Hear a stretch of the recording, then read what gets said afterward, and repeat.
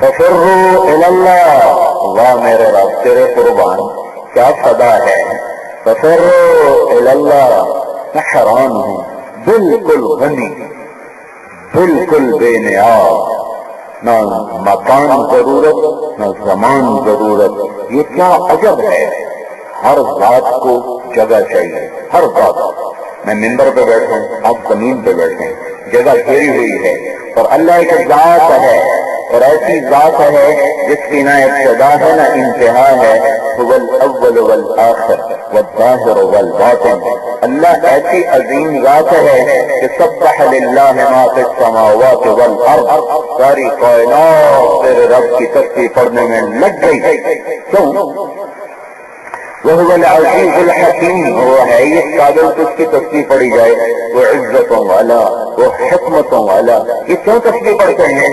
لہو ما فی السماوات، اس لیے لہو ملک السماوات والارض اس لیے پڑھتے ہیں کہ بادشاہی وہی ہے، بادشاہی وہی ہے. سبح للہ ما فی السماوات والارض وهو العزیز الحکیم. له ملک السماوات والارض یحیی ویمیت وهو علی کل شیء قدیر. کیوں تسبیح پڑھتے ہیں؟ کہ زندگی موت کی تنابیں وہ کھینچتا، وہ سکیڑتا، وہ سمیٹتا، وہ بڑھاتا ہے. کیوں تسبیح پڑھتے ہیں؟ وہ ہر چیز پر قادر ہے. کیوں تسبیح پڑھتے ہیں؟ هو الاول والآخر والظاہر والباطن وهو بكل شيء علیم. وہ اول، اس سے پہلے کچھ نہیں، وہ آخر، اس کے بعد کچھ نہیں، وہ بلند، اس کے اوپر کچھ نہیں، وہ چھپا ہوا، اس سے کوئی چھپا ہوا نہیں ہے. وہ اول ابتدا سے پاک، وہ آخر انتہا سے پاک. کتنی بڑی ذات ہے. وسع کرسیہ السماوات والارض. جس کی کرسی 7 زمین آسمان سے بڑی ہو، وہ آپ کتنا بڑا ہوگا.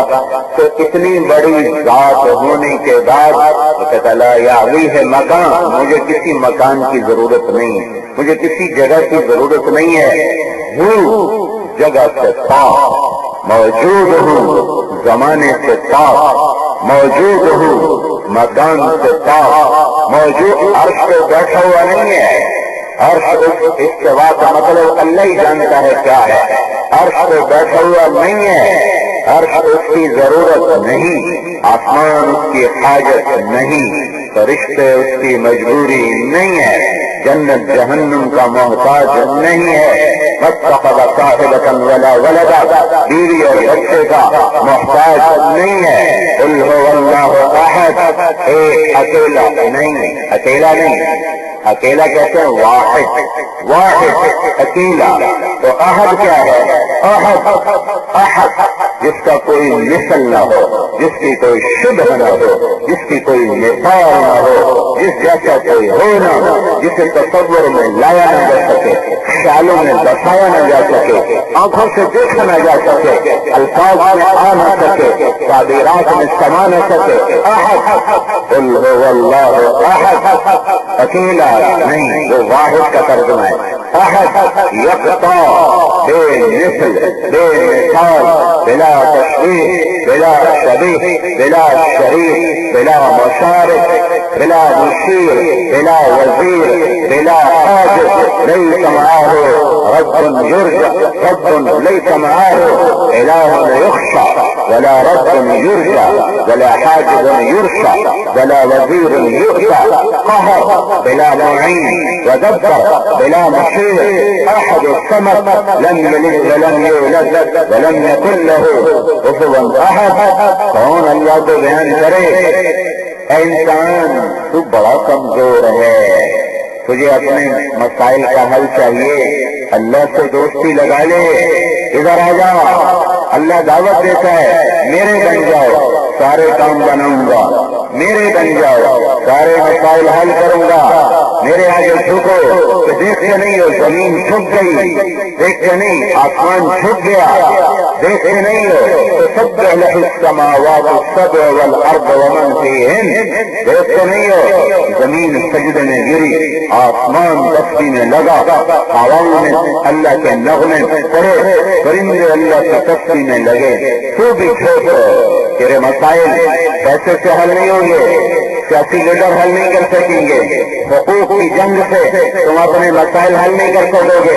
حق مانگنے چھوڑو، حق قربان کرنے شروع کر دو۔ میں تمہارا ساتھی ہوں، مجھے آگے بھی پاؤ گے، پیچھے بھی پاؤ گے، دائیں بھی پاؤ گے، بائیں بھی پاؤ گے، اپنی شہرت سے زیادہ قریب پاؤ گے، دل کی دھڑکنوں میں پاؤ گے، یا پکارو گے مجھے سامنے پاؤ گے۔ حقوق کی جنگ چھوڑ دو، حقوق قربان کرنا شروع، اٹھنے کی جنگ چھوڑ دو، جھکنا شروع کر دو، گردن اکڑانا چھوڑ دے، گردن جھکانا سیکھ لے، بدلہ لینا چھوڑ دے، معاف کرنا سیکھ لے، گالی دینا چھوڑ دے، پیار دینا سیکھ لے، بغاوت چھوڑ دے، صلح کر لے، شراب چھوڑ، شربت پیا، زنا چھوڑ، نکاح پیا، ظلم چھوڑ، عدل پیا، سود چھوڑ، تجارت پیا، غفلت چھوڑ، بیداری پیا، جہالت چھوڑ، علم پیا، قومیت چھوڑ، امت پیا، سداؤں سے لبیک کہہ کے مسجد پیا، بازار مسجد کو نہ چھوڑ، بازار کو چھوڑ، میرا گھر نہ چھوڑ،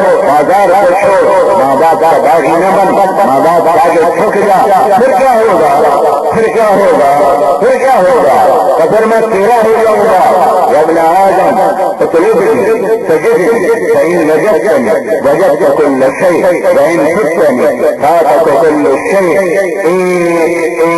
ایک اللہ جب تک میرا ساتھی نہیں بنتا، ساری زمین کے خزانے میرے مسائل حل نہیں کر سکتے، ساری دنیا کے حکمران میرے مسائل حل نہیں کر سکتے۔ میرے مسائل یا لوگوں سے متعلق ہیں، یا دھرتی سے متعلق ہے، یا آسمان سے متعلق ہیں۔ وہ اوپر سے آفت بھیجے، میں کہاں جاؤں؟ وہ زمین کو ہلا دے، میں کہاں جاؤں؟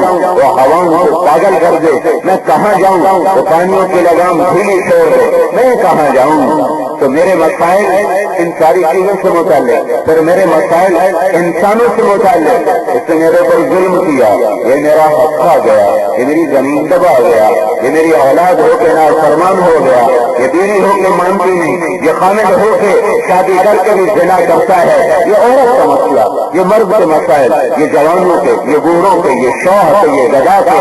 تو کیا ان مسائل کے حل کرنے کی کوئی تدبیر اللہ بھی بتاتا ہے؟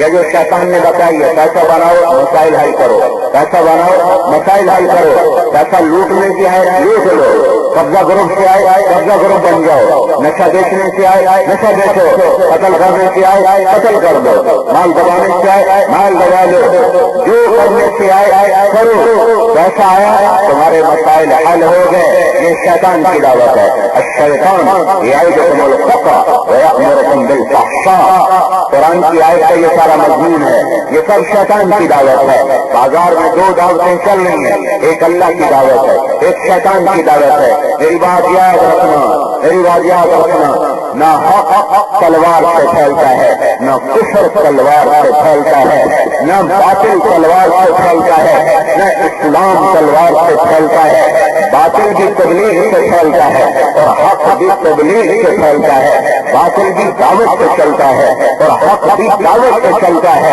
حق کا داعی اللہ ہے اور باطل کا داعی شیطان ہے۔ حق کی دعوت انبیاء دیتے ہیں اور باطل کی دعوت شیطان کے ستونگرے دیتے ہیں۔ من الجنۃ والناس، اوپر دیکھو اللہ کہتا ہے انا اوحینا الیک، یہ نبیوں پر اللہ کی وحی آئی، یہ وحی دعوت کے لیے آئی ہے۔ ادھر دیکھو شیطان بھی کہتا ہے وَإِنَّ الشَّيَاطِينَ لَيُوحُونَ إِلَىٰ أَوْلِيَائِهِمْ، شیطان نے بھی وحی اتاری اور اللہ نے بھی وحی اتاری۔